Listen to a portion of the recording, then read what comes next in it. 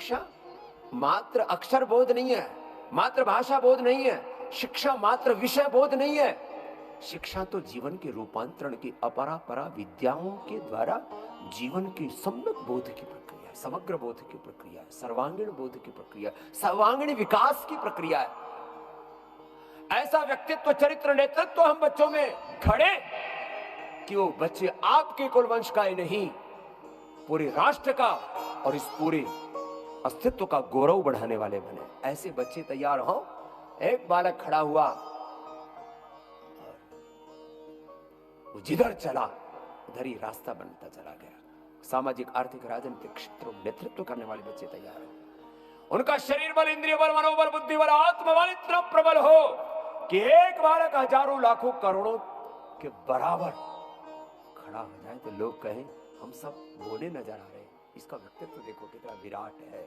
ये व्यक्तित्व घड़ा जाता है भारतीय शिक्षा परंपरा से।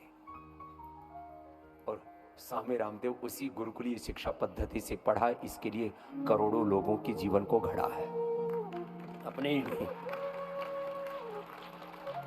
ये जो हमारी गुरुकुलीय शिक्षा पद्धति थी, अब इसको नव उन्मेष के साथ, एक तरफ सनातन, एक तरफ नूतन, तो उस संदर्भ में कि अब एक तो ये यहां पर इसका बहुत बड़ा व्यवहारिक प्रयोग चल रहा है। पतंजलि गुरुकुलम में, आचार्य कुलम में, पतंजलि यूनिवर्सिटी में शिक्षा का अभिनव प्रयोग। यह प्रयोग महात्मा गांधी जी ने भी शुरू किया। यह प्रयोग महर्षि दयानंद और उनके शिष्य स्वामी श्रद्धानंद ने शुरू किया। भारतीय तालीम क्या है और आज इसकी तो बहुत ही और जरूरत है। आदरणीय एनपी सिंह साहब, ये जो शिक्षा का नया आंदोलन है, योग, आयुर्वेद और स्वदेशी की 3 क्रांतियों के बाद अब शिक्षा की क्रांति, चिकित्सा की क्रांति, योगग्राम, निरामयम, पतंजलि वेलनेस से, पतंजलि योगपीठ से बहुत बड़े रूप में हो रही है। और भारतीय सनातन ज्ञान परंपरा पर ज्ञान, विज्ञान और प्रज्ञान अनुसंधान का बहुत बड़ा काम है। 3 नई क्रांतियां हो रही है, व्यक्ति निर्माण से लेकर के क्षेत्र निर्माण, राष्ट्र निर्माण, युग निर्माण का यह अनुष्ठान। तो इसमें ये जो भारतीय शिक्षा पद्धति है, इस पर आदरणीय एनपी सिंह जी प्रकाश डालेंगे, तो एक बार उनका फिर से बहुत बहुत अभिनंदन। तो भारतीय शिक्षा बोर्ड और इससे अभी अपने पतंजलि गुरुकुलम, आचार्य कुलम आदि तो चल ही रहे हैं, अभी हमारे 10 से अधिक शिक्षा संस्थान हैं, उसको तो संबद्ध किया ही है। अभी इस पूरे देश में ये सेंट्रल बोर्ड है, स्टेट से एनओसी लेनी होती है हमें। अभी कितने पहले तो इसका जो है पूरा एक दृष्टि तो थोड़ा मैंने कुछ शब्दों में कही है, और इसके पूरे संदर्भ में अब क्योंकि अब इसका पाठ्यक्रम भी तैयार हो गया है, तो इस संदर्भ में पूरा संक्षेप से आज प्रकाश डालेंगे। फिर ऐसे मैं चाहूंगा कि 1-2 दिन हम इस संदर्भ में बात करते रहेंगे, जिससे कि जो हमारा सपना है कि जब इस देश में 3 लाख से ज्यादा मदरसे हो सकते हैं जहां मात्र इस्लाम की तालीम दी जाती है, वहां पर कोई math, science, computer, physics, chemistry, artificial intelligence नहीं पढ़ाया जाता।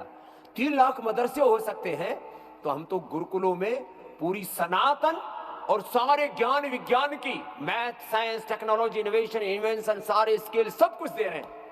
ये लक्ष्य हमारा 1, 2, 3 नहीं 5 लाख विद्यालयों को इससे जोड़ना भारतीय शिक्षा बोर्ड से। और वो क्या है पूरा स्वरूप, उसको आपके सामने रख रहे हैं आदरणीय एनपी सिंह साहब। मेरे साथ आप प्राणायाम करते रहो, जरा सुनिए, और देश के लोगों से भी मेरा आह्वान है कि सुने, जरा समझे, योग तो करें ही करें। ये शिक्षा और स्वास्थ्य का जो नया आंदोलन चल रहा है उसके बारे में जरा और गंभीरता से जाने। जरा 75 वर्षों के बाद शिक्षा की आजादी के संकल्प का ये संकल्प पूरा हुआ हमारी आजादी के अमृत महोत्सव पर। राजनीतिक आजादी तो मिल गई थी, शिक्षा की आजादी के लिए किसी ने सोचा ही नहीं। कितनी बड़ी मूर्खतापूर्ण बात थी। और मोदी सरकार में मैं 9 साल तक लगा रहा कि भाई यही काम होना है। उसमें इतनी प्रशासनिक अड़चनें थी, राजनीतिक बाधाएं भी थी, कुछ व्यक्तियों की कुंठाएं थी, लेकिन अंततोगत्वा जैसे हमारे श्रद्धेय सिंह साहब ने कहा, आदरणीय श्री मोदी जी और इसमें आदरणीय अमित जी का भी, अमित शाह जी के भी बड़ा योगदान रहा। एक बार जोरदार अभिनंदन। पूर्ण हुआ धर्मेंद्र जी के हाथों से, एक बार उनको भी अभिनंदन। हाँ, ये बड़ा मैंने इसके पीछे जब कभी इतिहास में मैं लिखूंगा, अभी तो मैं बस इतना ही बोल रहा हूं क्योंकि बड़ा खतरनाक होता है, बड़ा चैलेंजिंग होता है किसी कार्य को, एक लक्ष्य को पूरा करना। ये कार्य ऐसा है जितना महत्व 15 अगस्त 1947 का है राजनीतिक आजादी का, उतना ही महत्व शिक्षा की आजादी का। इतना बड़ा कार्य है। और क्यों है, कैसे है, जरा विस्तार से बता रहे सिंह साहब। मेरे साथ कपालभाति अनुलोम विलोम तो करते ही रहे ना, जरा समझो और अपने बच्चों को कैसे पढ़ाना वो सीखो। परम पूज्य स्वामी जी ने बताया कि भारतीय शिक्षा बोर्ड का गठन एक बहुत ही ऐतिहासिक निर्णय है और जो पूज्य स्वामी जी के संकल्प को भारत सरकार ने एक साकार रूप दिया है। इसकी महनीयता का आकलन, मूल्यांकन आप इस आधार पर कर सकते हैं कि जो ये संकल्प है उसके विषय में आपने पढ़ा होगा महर्षि दयानंद जी, स्वामी विवेकानंद जी, महर्षि अरविंदो, महात्मा गांधी, रविन्द्रनाथ टैगोर और अनेक ऐसे राष्ट्र प्रेमी विद्वानों और विदुषियों ने निरंतर इच्छा व्यक्त की कि ऐसी शिक्षा व्यवस्था होनी चाहिए, लेकिन जिसको चुनती है उसको एक पूर्ण संस्थागत स्वरूप भारतीय शिक्षा बोर्ड के रूप में देने का संकल्प अगर किसी के माध्यम से कराने को परम सत्ता ने सोचा तो परम पूज्य स्वामी जी हैं, जिनके संकल्प का परिणाम भारतीय शिक्षा बोर्ड है। इसका मूल्यांकन समझ सकते हैं कि महर्षि दयानंद से लेकर आज तक की समस्त यात्राओं को एक साकार स्वरूप देने का एक महनीय कार्य हुआ है भारतीय शिक्षा बोर्ड के रूप में। एक और मैं विशेषता बता दूं कि भारत में वैसे तो नेशनल बोर्ड और स्टेट बोर्ड मिलाकर कुल 67 बोर्ड्स हैं शिक्षा के संदर्भ में, लेकिन एकमात्र भारतीय शिक्षा बोर्ड ही है जिसका लक्ष्य ही भारत सरकार ने दिया, गठन के पीछे जो उद्देश्य लिखा, ऑब्जेक्टिव लिखा, वह भारत की प्राचीन ज्ञान परंपरा को आधुनिक शिक्षा के साथ समन्वित करने का लक्ष्य हमें दिया। मात्र भारतीय शिक्षा बोर्ड के ही गठन के पीछे ये उद्देश्य लिखित है, बाकी किसी बोर्ड के में आप किसी भी इसके संविधान में नहीं पाएंगे। तो एक बात और भी समझ लो, कुछ लोग सोचते बोर्ड कहीं प्राइवेट, ये सरकार द्वारा गठित बोर्ड है, ये यूनिक फॉर्मेशन है इस बोर्ड का। इसके गठन के पीछे की बहुत बड़ी ये महनीयता है कि सरकार द्वारा गठित है और पतंजलि द्वारा संचालित है। ये बहुत बड़ी बात है। इसका भी पूरा तत्वबोध आपको देंगे कि इसकी लीगलिटीज भी आपको बताएंगे कि इससे जो पढ़े हुए बच्चे हैं वो किन स्कूलों में क्या एक दूसरे स्कूल में उन बच्चों का ट्रांसफर हो सकता है, यूनिवर्सिटियों में उसकी क्या मान्यता है, वैश्विक एक्सपोजर क्या है, पूरी दुनिया के किसी भी यूनिवर्सिटी में यहाँ के बच्चे कैसे जा सकते हैं, पूरा विस्तार से आपको कहेंगे बहुत, क्योंकि काफी लोग अभी भी इस संदर्भ में पूरा जानते नहीं है मुझे। और ये भी एक बात बड़ी अच्छी है कि लाखों करोड़ों लोग सुनते हैं जो है। कल ही मुझसे सिंह साहब कहने लगे, अभी छत्तीसगढ़ होकर के आए, वहां के मुख्यमंत्री जी विष्णु जी ने कहा, सिंह साहब आप भारतीय शिक्षा बोर्ड के बारे में आजकल कम बोल रहे हो, उसके बारे में बोलो, ये देश बदलेगा तो शिक्षा और संस्कारों से ही बदलेगा। आप उसके बारे में ज्यादा से ज्यादा बताइए और ज्यादा से ज्यादा स्कूलों को जोड़िए।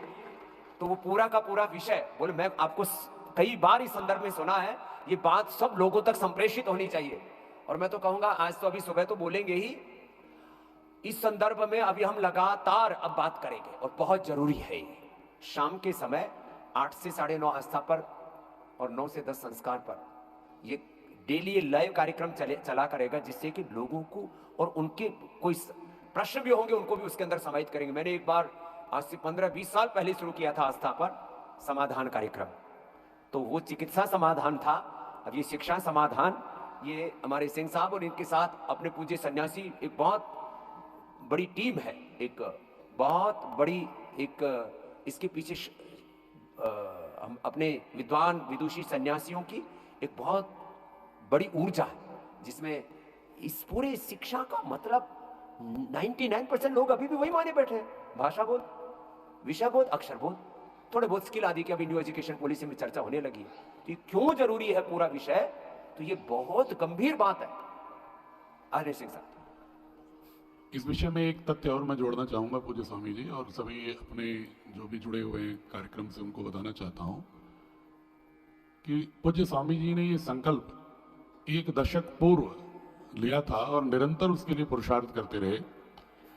तो मात्र भारतीय शिक्षा बोर्ड का गठन ही नहीं हुआ 2019 में, बल्कि पूज्य स्वामी जी के जो भी संकल्प बिंदु थे, जो भी उनकी प्रेरणा से, जो भी भारतीय ज्ञान परंपरा और भारतीय शिक्षा की समृद्धि के विषय में जो भी आपके तर्क थे, जो भी तथ्य थे, जो भी प्रमाण थे, भारत सरकार ने नई शिक्षा नीति में पूर्णतः उसको स्वीकार करते हुए पूरे राष्ट्र के नेशनल करिकुलम फ्रेमवर्क में इसको सन्निहित कर लिया, समाहित कर लिया, समावेशित कर लिया है।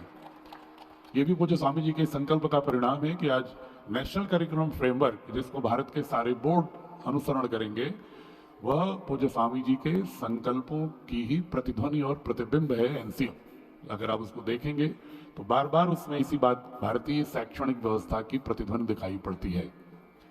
जैसा कि पूज्य स्वामी जी ने कहा कि मैं बहुत संक्षेप में बता दूं कि ये भारतीय शिक्षा बोर्ड के बारे में कभी कभी कुछ लोग ये भ्रांति फैलाते हैं कि ये मात्र प्राइवेट बोर्ड है, पता नहीं अन्य बोर्ड के बच्चों के साथ इनकी समतुल्यता है कि नहीं, रोजगार के लिए देश और अनेक प्रांतों में राष्ट्रीय, केंद्रीय और राज्य सेवाओं में इसकी उपयोगिता है कि नहीं, इसकी वैधानिकता है कि नहीं, विश्वविद्यालयों में प्रवेश के लिए वैधानिकता है कि नहीं, विश्व के अन्य देशों में प्रवेश के लिए इसकी वैधानिकता है कि नहीं। उस संदर्भ में मैं बहुत संक्षेप में बताना चाहता हूं कि अब तक भारतीय शिक्षा बोर्ड के गठन से पहले तक भारत के विभिन्न जो बोर्ड हैं, राज्य या राष्ट्रीय, उनके मध्य में इक्विवेलेंस, समतुल्यता, समकक्षता स्थापित करने के लिए भारत सरकार द्वारा कोई भी संस्था अधिकृत, अधिसूचित ही नहीं थी। मात्र एक प्राइवेट संस्था कोप्से, जो अनौपचारिक रूप से एक अधिकार ग्रहण कर ली थी क्रमशः कालखंड में इतिहास के, जो भारत सरकार ने उसे अधिकृत नहीं किया था, लेकिन अनौपचारिक रूप से अपने एक सत्ता ग्रहण कर ली थी और उसके माध्यम से ही समकक्षता हो रही थी परस्पर बोर्ड के मध्य।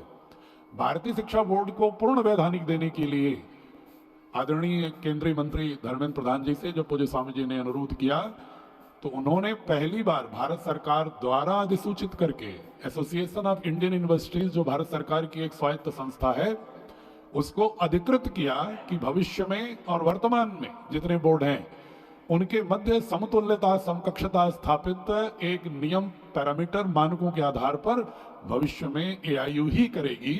और भारतीय शिक्षा बोर्ड पहला बोर्ड है जिसको भारत सरकार द्वारा अधिसूचित एक शासकीय संस्था ने राष्ट्र के समस्त केंद्रीय और राज्य बोर्डों के समकक्ष घोषित किया है। इसलिए पूर्ण वैधानिक बोर्ड है ये, इसमें किसी प्रकार की कोई वैधानिक बाधा नहीं, परीक्षा करने की कोई संभावना और गुंजाइश ही नहीं है। साथ ही यूजीसी ने सर्कुलर जारी किया है समस्त विश्वविद्यालयों और कॉलेजेस के लिए, आईसीटीयू ने जारी किया है समस्त इंजीनियरिंग कॉलेजेज और तकनीकी संस्थाओं के लिए, और भारत सरकार ने भी अपनी वेबसाइट पर भारत सरकार द्वारा गठित बोर्ड के रूप में प्रदर्शित किया है। और सभी राज्य सरकारों और सभी शिक्षा से जुड़ी हुई संस्थानों को भारत सरकार के सचिव स्कूल शिक्षा की ओर से पत्र भी निर्गत है कि यह भारत सरकार द्वारा गठित नेशनल बोर्ड है, भारतीय शिक्षा बोर्ड। अब एक सवाल मुझे स्वामी जी मैं बहुत ही विशिष्ट बिंदु पर लाना चाहता हूं कि बहुत सारे लोग सवाल उठाते हैं कि भारतीय शिक्षा बोर्ड भारतीय ज्ञान परंपरा और आधुनिक शिक्षा का समन्वय करेगा कैसे। सैद्धांतिक रूप से बात हो सकती है, लेकिन व्यवहारिक रूप से कम उम्र के बच्चों को दोनों का समन्वय कैसे कर पाएगा भारतीय शिक्षा बोर्ड। पूज्य स्वामी जी के नेतृत्व में एक बहुत बड़ा एक प्रश्न लोग उठाते हैं। मैं भी चूंकि भौतिकी का विद्यार्थी रहा हूं, पोस्ट ग्रेजुएट फिजिक्स में रहा हूं, न्यूक्लियर फिजिक्स में स्पेशलाइजेशन रहा है मेरा, तो मुझे भी एक बहुत बड़ी चुनौती लगती थी कि विज्ञान के विषय को हम प्राचीन ज्ञान परंपरा और आधुनिक विज्ञान के साथ कैसे जोड़कर बच्चों को बता पाएंगे, किस विधा का उपयोग करें, एक बहुत बड़ी चुनौती थी। लोग कहते थे कि विज्ञान तो एक बहुत ही एब्स्ट्रैक्ट है, विज्ञान तो बहुत ही नीरस है, विज्ञान तो बहुत ही जटिल है, उबाऊ है, बोझिल है, उसमें अगर हम भारतीय ज्ञान परंपरा को और डाल देंगे तो और बोझिल हो जाएगा और विद्यार्थियों को बोधगम्य कैसे होगा। एक बहुत बड़ी चुनौती थी। इसके लिए अनेक विद्वानों से विमर्श किया गया और जो आप सभी लोग जानते हैं पद्मश्री प्रोफेसर एस.सी. वर्मा जी, जो भौतिक विज्ञान में स्कूली शिक्षा के लिए एक पितामह के रूप में विख्यात हैं और स्कूली शिक्षा को दिशा देने के लिए ही भारत सरकार ने उनके योगदान को सम्मानित करने के लिए पद्म अलंकरण किया है। उनके नेतृत्व में हमने एक समिति गठित की और गठित करने के बाद बहुत सारे विचार विमर्श के बाद ये तय हुआ कि हम अपनी विज्ञान की पुस्तक जो छठी से शुरू होती है साइंस, उसके पहले तो वर्ड अराउंड है, ईवीएस है, उसको हम पुस्तक का नाम क्या रखेंगे? तो हमने पुस्तक का नाम रखा विज्ञान कथा। कथा क्यों रखा? कथा इसलिए रखा कि लोग कहते हैं कि साहित्य तो रुचिकर होता है और विज्ञान बोझिल होता है, और विज्ञान और साहित्य के बीच में कोई अंतर संबंध ही नहीं होता।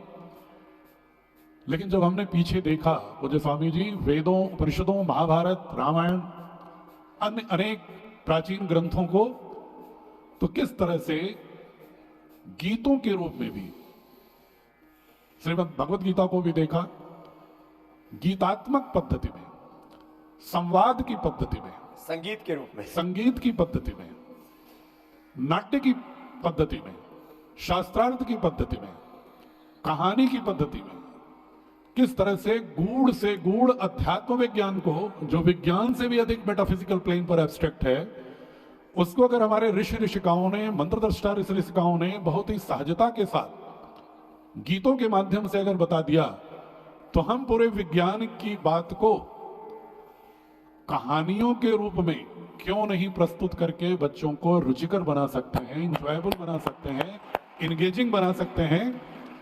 इसलिए अगर आप इस पुस्तक पर ही मैं चर्चा करके बताऊं कि इसमें 19 चैप्टर हैं और ये 19 कहानियों का एक संकलन है। इसमें 19 कहानियां। हमने तर्क दिया, वैज्ञानिक जो हमारे विज्ञान के लोग थे, शिक्षक और प्रोफेसर, वो कहते थे इस तरह से पुस्तक कैसे बन सकती है सिंह साहब। तो हमने कहा अगर पंचतंत्र में